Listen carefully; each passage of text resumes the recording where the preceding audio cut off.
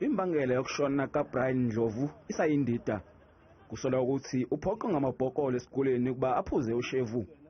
uNdlovu ushonele emtholampilo ngomsombuluko odlule. Owengamele ezemfundo eGauteng uMatome Chulwane uthi amavidiyo aqoshwa ngamakhamera esikole ngosuku lesigameko aveza ubufakazi bokuthi behlutshwa ngamabhokolo kodwa udaba lusaphenywa ngamaphoyisa. The district has been here from day one. So that is on the level of police. The police are still investigating. We are still waiting for the post-mortem. Isikole sithi asiwuthathi kancane umbiko yokuthi kunamabhokolo esikoleni kodwa uNdlovu yena ubengakazi abike ukuthi uhloshwa ngamabhokolo. We can only handle issues when they are reported, and I think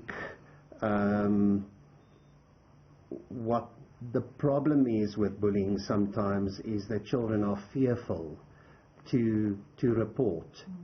And when they report to the parents and the parents want to phone the school, they tell the parents, please don't. Umnyango uthi usujube ithimba elizoluleka abafundi ngokomqondo. Bullying is a big problem in our schools. We know it across. And that's why it's also high in terms of dealing with it within our cycle. We have a program, comprehensive program around them. That includes them exposing them to prisons and taking them to certain camps so that we can be able to re-engineer their minds. Isikole sithi soba nenkonzo yokukhumbula uNdlovu ngekudala